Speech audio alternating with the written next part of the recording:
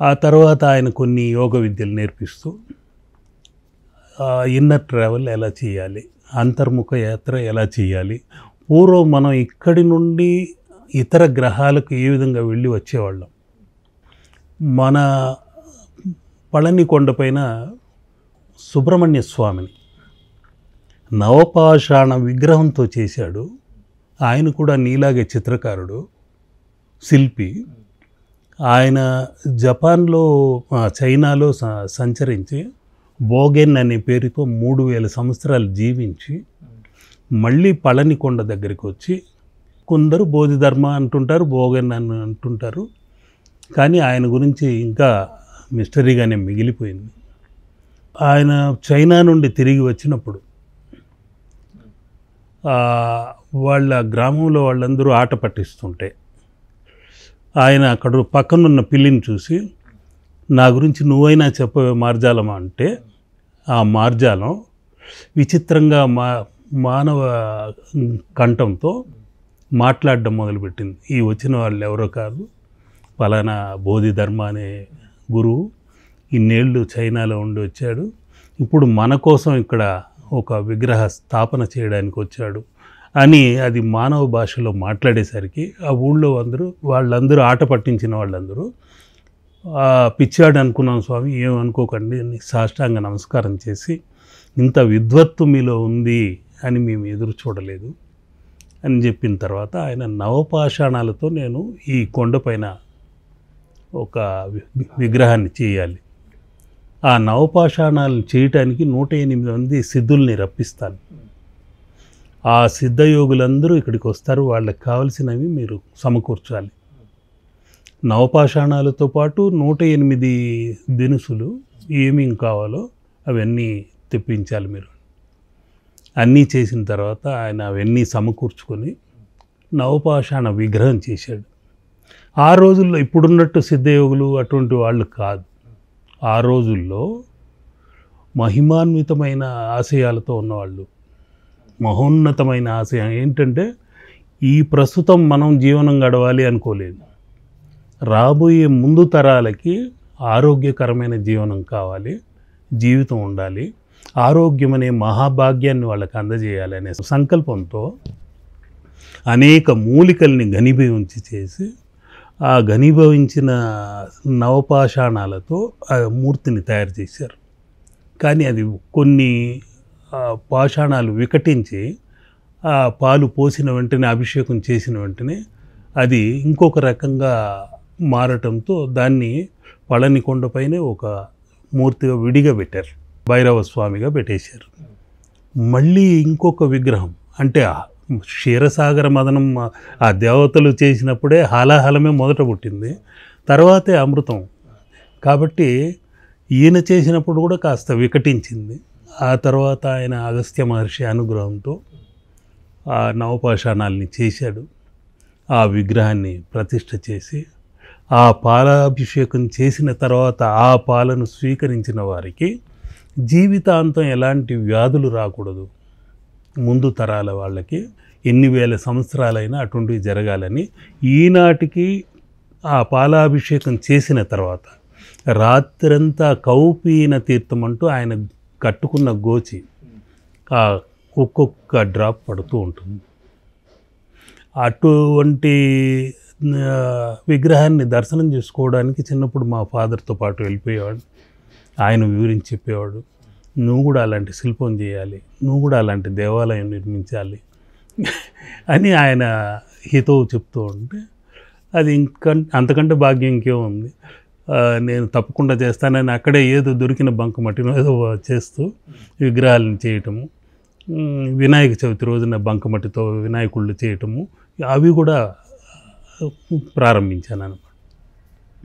ఆ రోజుల్లో ఆయన చెప్పేవన్నీ వింతగా ఉండేవి. ఏంటంటే ఇక్కడి నుండి మన పళని కొండపైనే ఇక్కడ ఉన్న దక్షిణాదిలోనే కాకుండా రాబోయే తరాలకు నెక్స్ట్ ఒక 1000 ఏళ్లకో 3000 సంవత్సరాలకో ఈ భూమికి ఆ ప్రళయం రాక తప్పదు. మనిషి ఇక్కడి నుండి ఇంకొక ఇంటికి కిరాయికి వెళ్ళాల్సిందే, తప్పదు. షిఫ్ట్ అవ్వాలి.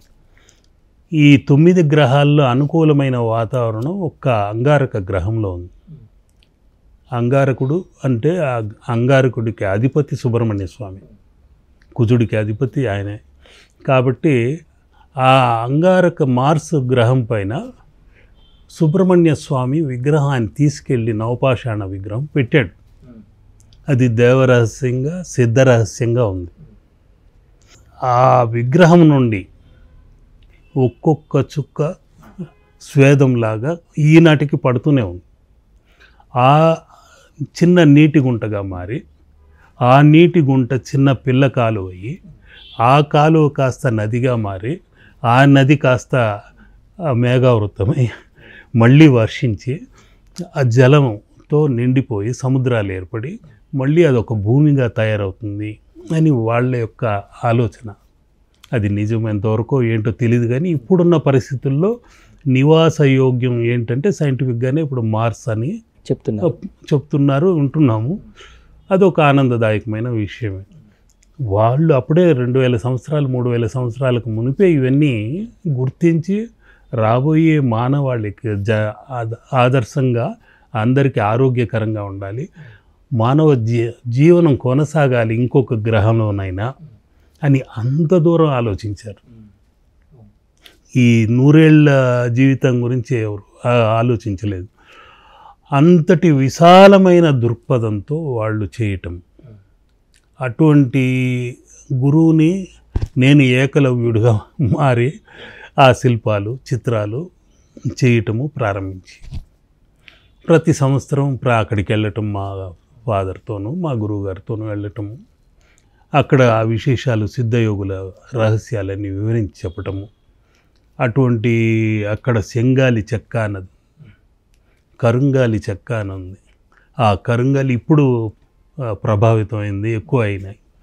అటువంటి కరుంగాలి అనేది శివుడికి సంబంధించింది, చెంగాలి అనేది శక్తికి సంబంధించింది. ఇంకొక చెక్క ఉంది, దాన్ని ఉడుంగాలి అని తమిళంలో అంటారు, తెలుగులో కూడా అంటుంటారు. ఆ కాయలు కింద పడ్డప్పుడు, వర్షం పడ్డప్పుడు ఆ భూ ఆకర్షణ తొలగిపోయి కొద్దిగా గాల్లోకి లేస్తుంటాయి. దాని చెక్కను అప్పుడు పుష్పక విమానాలకు వాడేవాళ్ళు.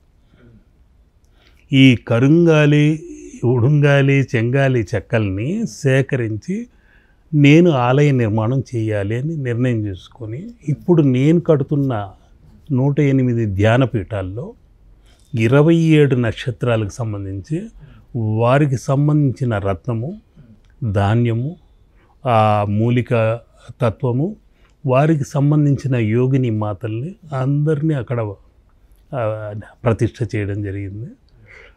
అంతేకాకుండా అక్కడున్న కాస్మిక్ ఎనర్జీకి కనెక్ట్ అవ్వడానికి మనకు అతీతమైన ఒక అయస్కాంత తరంగాలు, జీవ తరంగాలతో కలిసి ఆ గురువులను అనుగ్రహం పొందటానికి కూడా అష్టాదశ గురుపీఠం ప్రారంభించారు.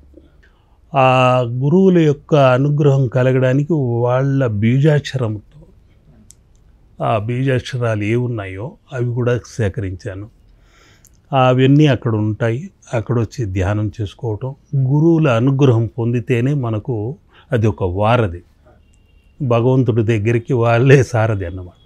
మనకు అనుసంధానం చేయటానికి, మన సంకల్పాన్ని అక్కడ చేరవేయటానికి వాళ్ళు ప్రతినిధిగా ఉంటారు. కాబట్టి అవన్నీ వాళ్ళని చేస్తూ గురు ధ్యానంతో పాటు ఆ తర్వాత 18 శివపీఠాలు, 18 శక్తిపీఠాలు, అష్టాదశ పీఠాలు, ఇవి కాకుండా పంచభూత తత్వములతో పంచభూతేశ్వరాలయము అనేది సంకల్పం చేసుకున్నాను. మా తండ్రి గారు కాకుండా గురువు గారు కూడా అదే చెప్పారు. ప్రపంచంలో పంచభూతాలతో నిండి ఉంది, ప్రపంచ. ఆ పంచతత్వం లేదంటే మనిషి లేడు. మనలోనే అన్నీ ఉన్నాయి, ఆ పంచభూతాలు ఉన్నాయి. లమ్మనే మూలాధార చక్రంలో ఆ భూతత్వంతో వినాయకుడు కూర్చుని ఉన్నాడు. అందుకనే బంకమట్టితో వినాయకుడిని చేసి ఆరాధిస్తుంటాం అని అప్పుడు చెప్తుంటే నాకు విచిత్రం అనిపించేది. వం అనే బీజాక్షరము వరుణతత్వము, జలతత్వము, గంగాదేవికి సంబంధించి. లం అనేది ఏకాంబరేశ్వరుడి ఆలయంగా ఇప్పుడు మనం నిర్మిస్తున్నాం. ఇక్కడ వం అనే జంబుకేశ్వర ఆలయంగా చేస్తున్నాం. అదేవిధంగా రం అది అగ్ని బీజాక్షరము. ఆ మణిపూరక చక్రానికి సంబంధించి ఒక అమ్మవారిని అక్కడ చిత్రించి పెడుతున్నాను. అగ్నితత్వానికి సంబంధించి అరుణాచలేశ్వరుడు. ఆ తరువాత వాయుతత్వము, ప్రాణవాయువు. ఈనాటికి ప్రాణవాయువుని పీల్చుకుంటూ ఉన్న ఏకైక శివలింగము కాళహస్తీశ్వరుడు. ఆ కాళహస్తీశ్వరుని కూడా అక్కడ పెట్టడం జరిగింది. ఇక